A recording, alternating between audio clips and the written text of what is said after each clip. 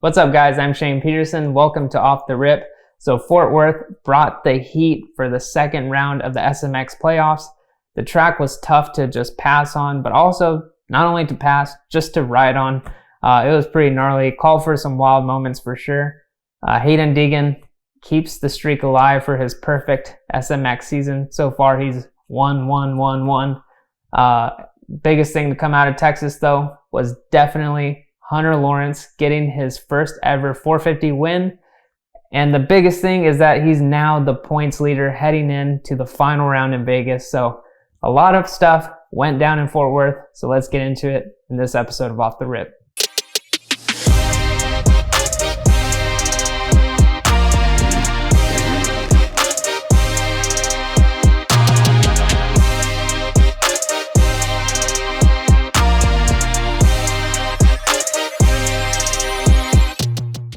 So things got buck wild in Texas.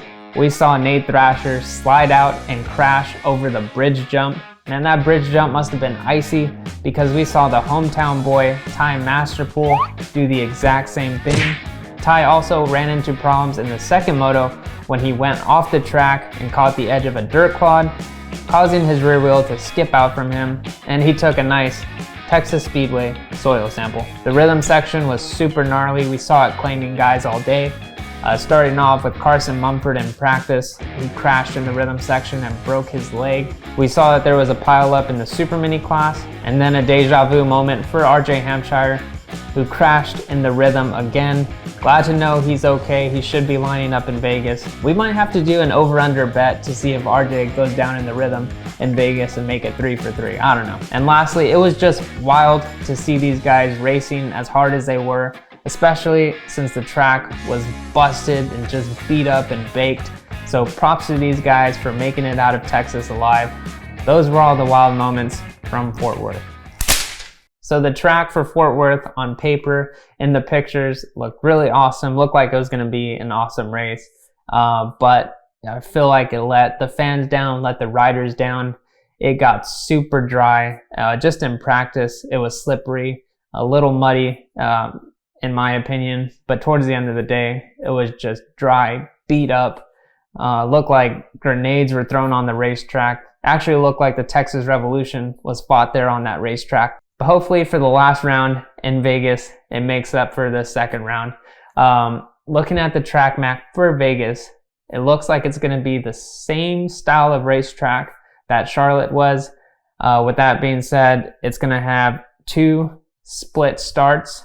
Looks like it's going to be a little bit more open, going to allow riders to open up the throttle a little bit more on this track. Doesn't look as tight. That being said, those guys who are up at the front in Charlotte, you will probably see up at the front in Vegas. So I'm sure Deegan, Tomac, Jet are excited for this style of track. I'm not sure if Chase Sexton is though, since he struggled in Charlotte with his bike setup. Maybe he got it figured out. Looks like he got it figured out in that second moto. But one thing that's going to be different from the past 2 races is that they're going to be racing under the lights in Vegas, so that's going to be really cool to see. I think they should have raced under the lights in Texas since it was a hot one. So smart move to have it at nighttime, especially in that Vegas heat.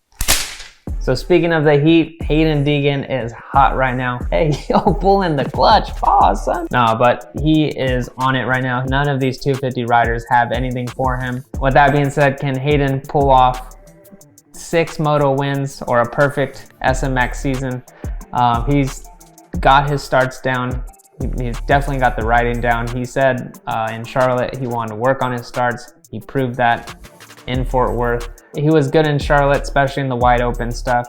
He's really good on these fake dry tracks. So I think a 1-1 is definitely in his cards. It's Vegas, and if we're betting, I'm putting all my money on Deegan to take the win.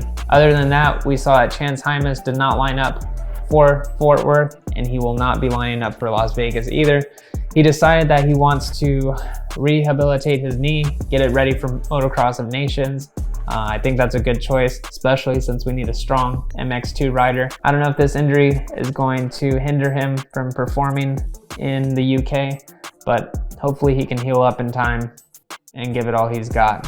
for Motocross of Nations. So Hunter is now being hunted because he is the points leader right now. Big thing for him, he won his first ever 450 race. That's in Supercross and in Motocross, so he got it done in Super Motocross. The double points for this round really worked in his favor, so let's see if he can hold off Jet, Chase, and Eli for the championship. We are in for a good one in Vegas. It's winner take all. Biggest thing is that Hunter Lawrence can pull this off as a rookie, which would be insane. We saw that Jet did it last year. Hayden did it in the 250 class last year. So he can get it done, but it's gonna be tough to hold off his brother, who rises up to the occasion every single time. He's always strong when the moment counts. Chase as well is strong when the moment counts, but it's gonna be hard for Hunter to race his brother Jet. He rides everybody else, he can race him hard, but when it comes to your brother, I doubt that you're gonna race him just as hard as the rest of the field. It looked like Jet was pretty bummed on the podium after the race. Could be because his team let him down with the bike in the first moto. Looked like he really could have won that first moto and slipped away because of that bike malfunction. And it looked like he was just bummed because he straight up got beat, which is something that he doesn't really happen to him. So to look at fourth in the points, Eli Tomac. He's not out of it. He's 21 points down right now, but it's triple points, like I said. He definitely needs some luck on his side based on just how everybody's been riding, but it's Vegas, it's the last round. Anything can happen. Maybe a pile up on the start, we don't know. It is a split start.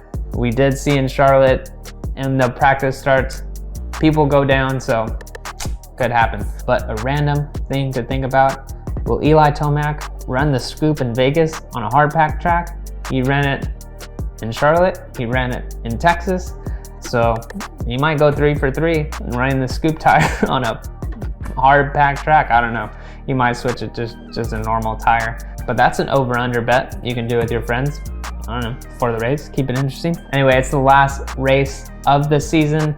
2 champions are gonna be crowned. It's gonna be an all-out effort for this championship. A lot of riders are gonna walk away with a bunch of money. So I'm fired up for Vegas. I can't wait to see it all shake down, and I'll be here on Off the Rip to talk about it with you guys.